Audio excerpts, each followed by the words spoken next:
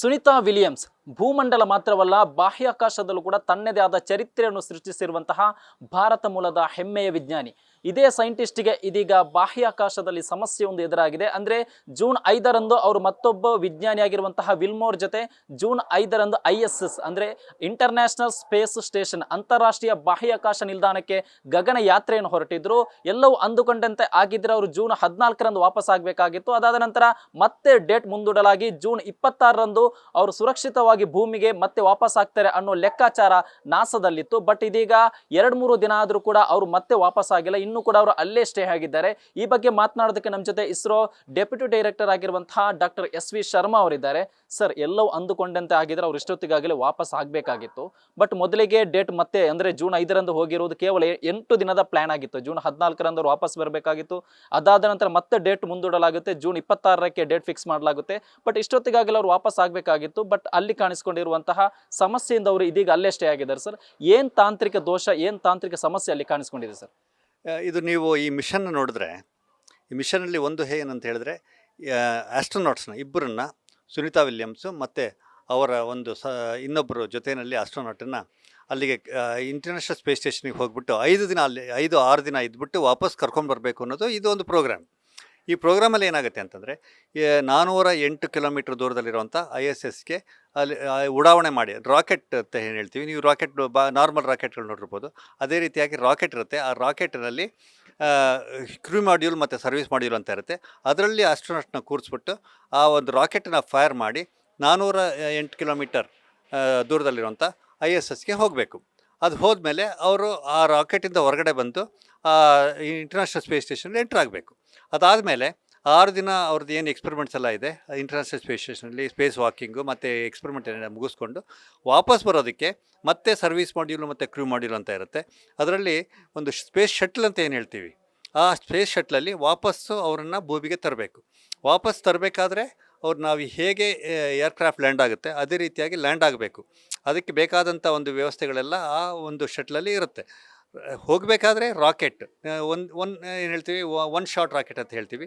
ಆ ರೀತಿಯಾಗಿ one way rocket. ಅದು ವಾಪಸ್ ಬರಬೇಕಾದ್ರೆ ಅದು ಸ್ಪೇಸ್ ಶಟ್ಲಲ್ಲಿ ಅವ್ರು ವಾಪಸ್ ಬರಬೇಕು. ಇದು ಒಂದು ಪ್ರೋಗ್ರಾಮ್. ಅಲ್ಲಿ ಹೋದ್ಮೇಲೆ ಏನಾಗಿದೆ ಅಂತ ಹೇಳಿದ್ರೆ, ಆ ಒಂದು ವಾಪಸ್ ಬರುವಂಥ ಏನು ಸ್ಪೇಸ್ ಶಟ್ಲಿದೆ ಅದರಲ್ಲಿ ಹೀಲಿಯಂ ಲೀಕೇಜ್ ಡಿಟೆಕ್ಷನ್ ಆಗ್ತಾಯಿದೆ. ಹೀಲಿಯಂ ಯಾಕಪ್ಪ ಬೇಕಾಗುತ್ತೆ ಅಂತ ನೋಡಿದ್ರೆ, ನಾವು ಇಂಧನದಲ್ಲಿ ಏನಿದೆ ಹೈಡ್ರೋಜನ್ ಮತ್ತು ಆಕ್ಸಿಜನ್ ಅಂತ ಇಂಧನ ಇರುತ್ತೆ ಆ ಒಂದು ಸ್ಪೇಸ್ ಶಟ್ಲಲ್ಲಿ. ಆ ಇಂಧನ ಬರ್ನ್ ಆಗಬೇಕು. ಆ 408 ಕಿಲೋಮೀಟ್ರ್ ದೂರದಲ್ಲಿ 0 ಗ್ರಾವಿಟಿ ಇರುತ್ತೆ. ಆ 0 ಗ್ರಾವಿಟಿನಲ್ಲಿ ಇದು ಇಂಧನ ಹೊರಗಡೆ ಬರಲ್ಲ. ಇಂಧನ ಹೊರಗಡೆ ಬರಬೇಕಂದ್ರೆ ಪ್ರೆಷರೈಸ್ ಮಾಡಬೇಕು. ಪ್ರೆಷರೈಸ್ ಮಾಡೋದಕ್ಕೆ ಹೀಲಿಯಂ ಯೂಸ್ ಮಾಡ್ತಾರೆ. ಹೀಲಿಯಂ ಲೈಟ್ ಗ್ಯಾಸ್ ಅಂತ ಹೇಳ್ತೀವಿ. ಅದು ನಮಗೆ ಪ್ರೆಷರೈಸ್ ಮಾಡಿದ್ರೇ ಅದು ಗ್ಯಾಸ್ ಹೀಲಿಯಂ ಮತ್ತು ಹೈಡ್ರೋಜನ್ ಮತ್ತು ಆಕ್ಸಿಜನ್ ಹೊರಗಡೆ ಬರೋದು, ಅದು ಇಂಧನ ಆಗೋದು, ಅದಕ್ಕೆ ಪ್ರೆಷರ್ ಬರೋದು, ಫೋರ್ಸ್ ಬರೋದು. ಆ ರೀತಿಯಾಗಿ ರಾಕೆಟ್ ಸೈಂಟಿಸ್ಟ್ ಅಂತ ನಾವೇನು ಹೇಳ್ತೀವಿ, ರಾಕೆಟ್ ಸೈನ್ಸ್ ಅಂತ ಆ ರೀತಿಯಾಗಿ ವರ್ಕ್ ಆಗಬೇಕು. ಈಗೇನಾಗಿದೆ, ಈ ಹೀಲಿಯಮ್ ಲೀಕ್ ಆಗ್ತಾಯಿದೆ ಅಂದರೆ ಪ್ರೆಷರ್ ಬಿಲ್ಡಪ್ ಆಗ್ತಾಯಿಲ್ಲ. ಪ್ರೆಷರ್ ಬಿಲ್ಡಪ್ ಆಗಲಿಲ್ಲ ಅಂತ ಹೇಳಿದ್ರೆ ಆಕ್ಸಿಜನ್ ಮತ್ತು ಹೈಡ್ರೋಜನ್ ಏನಿದೆ ಅದನ್ನು ಇದರಿಂದ ಶಟ್ಲಿಂದ ಹೊರಗಡೆ ಅದನ್ನು ಬರ್ನ್ ಮಾಡೋಕ್ಕೆ ತೆಗಿಲಿಕ್ಕೆ ಆಗಲ್ಲ. ಇದು ಒಂದು ಸಮಸ್ಯೆ ಆಗಿದೆ. ಇದು ಎಷ್ಟು ಮಟ್ಟಿಗೆ ಲೀಕ್ ಆಗುತ್ತೆ ಅನ್ನೋದನ್ನು ಅರ್ಥ ಮಾಡ್ಕೊಳ್ಬೇಕಾಗತ್ತೆ. ಮತ್ತು ಎಷ್ಟು ದಿನ ಅದನ್ನು ತಡ್ಕೊಳ್ಬಹುದು, ಆ ಲೀಕೇಜನ್ನು ಏನಾದ್ರು ಪ್ಲಗ್ ಮಾಡ್ಬೋದಾ ಅನ್ನೋದನ್ನು ಎಕ್ಸ್ಪೆರಿಮೆಂಟ್ ಮಾಡಿ ಅದನ್ನು ಮಾಡಬೇಕಾಗತ್ತೆ. ಇದು ಒಂದು ಭಾಳ ದೊಡ್ಡ ಚಾಲೆಂಜು. ಎರಡನೇದು ಚಾಲೆಂಜ್ ಹೇಳಿದ್ರೆ, ಅದೇ ರೀತಿಯಾಗಿ 28 ಏನು ಥ್ರಸ್ಟ್ ಎಂಜಿನ್ಸ್ ಇದೆ ಇದರಲ್ಲಿ ಸರ್ವಿಸ್ ಮತ್ತು ಕ್ರೂ ಮಾಡ್ಯೂಲ್, ಅದರಲ್ಲಿ 4 ಅಥವಾ 5 ಮಾಡ್ಯೂಲು ಪ್ರಾಬ್ಲಮ್ ಕೊಡ್ತಾಯಿದೆ. ಅಂದರೆ 5 ಕೆಲಸ ಮಾಡ್ತಾಯಿಲ್ಲ ಅನ್ನೋ ಒಂದು ಕೆಲಸ ಸಂಪೂರ್ಣವಾಗಿ ಕೆಲಸ ಮಾಡ್ತಾ ಇಲ್ವಾ, ಪಾರ್ಷಿಯಲಾಗಿ ಕೆಲಸ ಮಾಡ್ತಾ ಇಲ್ವಾ ಅದನ್ನು ಅರ್ಥ ಮಾಡ್ಕೊಳ್ತಾ ಇದ್ದಾರೆ. 28ರಲ್ಲಿ 5 ಹೋದರೆ 23 ಥ್ರಸ್ಟ್ ಎಂಜಿನ್ಗಳು ಕೆಲಸ ಮಾಡ್ತಾಯಿದೆ.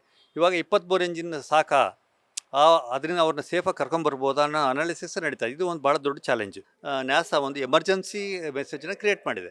ಎಮರ್ಜೆನ್ಸಿ ಮೆಸೇಜ್ ಏನಂತ ಹೇಳಿದ್ರೆ, ಈ ಇಂಟರ್ನ್ಯಾಷನಲ್ ಸ್ಪೇಸ್ ಸ್ಟೇಷನಲ್ಲಿ ಸುನಿತಾ ವಿಲಿಯಮ್ಸು ಮತ್ತು ಅವರ ಏನು ಸಹಪಾಠಿಗಳಿದ್ದಾರೆ ಆಸ್ಟ್ರೋನಾಟ್ಸು, ಅವ್ರು ಯಾರು ಹೊರಗಡೆ ಬರಬಾರ್ದು, ಅವರು ಸೇಫಾಗಿ ಇಂಟರ್ನ್ಯಾಷನಲ್ ಸ್ಟೇಷನಲ್ಲಿ ಅವರು ಸ್ಟೇಷನ್ ಆಗಬೇಕು, ಸ್ಟೇ ಪುಟ್ ಅಂತ ಏನು ಹೇಳ್ತೀವಿ ಆ ರೀತಿಯಾಗಿ ಇರಬೇಕು ಅನ್ನೋದಂಥ ಇನ್ಸ್ಟ್ರಕ್ಷನ್ನ ಕೊಟ್ಟಿದೆ. ಇದನ್ನು ಸರಿಪಡಿಸಲು ಎಷ್ಟು ಟೈಮ್ ಬೇಕು? ಮತ್ತೆ ಅಂದರೆ ಈ ಸುನಿತಾ ವಿಲಿಯಮ್ಸ್ಗೆ ಇದೇನು ಹೊಸತಲ್ಲ, ಬಟ್ ಎಲ್ಲೋ ಒಂದು ಕಡೆ ಆತಂಕಭರಿತ ಪ್ರಶ್ನೆ ಮೂಡಿದೆ ಸರ್. ಅಂದರೆ ಅವ್ರಿಗೆ ಏನಾದರೂ ಸಮಸ್ಯೆ ಆಗ್ಬೋದು, ಅವ್ರ ಜೀವಕ್ಕೆ ತೊಂದರೆ ಆಗ್ಬೋದು, ಅವರು ಮತ್ತೆ ಸುರಕ್ಷಿತವಾಗಿ ಭೂಮಿಗೆ ವಾಪಸ್ ಆಗ್ತಾರೆ ಅನ್ನೋ ಆತಂಕಭರಿತ ಪ್ರಶ್ನೆ ಇದೀಗ ಮೂಡಿದೆ ಸರ್ ಎಲ್ಲ ಕಡೆ. ಹೌದು, ಇದು ಆತಂಕ ಹೊರಟಿರೋದು ಸರ್ವೇ ಸಾಧಾರಣ. ಇವಾಗ 3 ಪ್ರಾಬ್ಲಮ್ ಅವರು ಎದುರಿಸ್ತಾ ಇದ್ದಾರೆ. ಅದು ಒಂದು ದೊಡ್ಡ ಚಾಲೆಂಜ್ ಕೂಡ.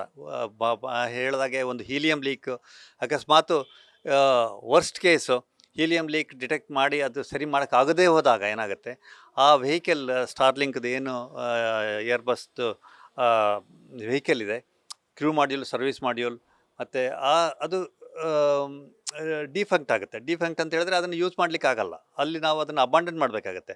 ಆವಾಗ ಇಲ್ಲಿಂದ ಬೇರೆ ವೆಹಿಕಲ್ ಹೋಗಬೇಕಾಗತ್ತೆ ಅವ್ರನ್ನ ಕರ್ಕೊಂಡು ಬರೋದಕ್ಕೆ. ಅದಕ್ಕೆ ಬೇಕಾದಂಥ ಪ್ಲ್ಯಾನ್ಸು, ಸಿದ್ಧತೆಗಳನ್ನು ನಾಸಾ, ಬೋಯಿಂಗ್ ಮತ್ತು ಅಸೋಸಿಯೇಟೆಡ್ ಏಜೆನ್ಸಿಗಳು ಮಾಡಬೇಕಾಗತ್ತೆ. 45 ದಿನದವರೆಗೂ ಯಾವುದೇ ರೀತಿಯಾದ ತೊಂದರೆ ಇಲ್ಲದೆ ಇರೋಗೆ ಇಂಧನ ಕೆಪಾಸಿಟಿ ಇದೆ ಅದರಲ್ಲಿ.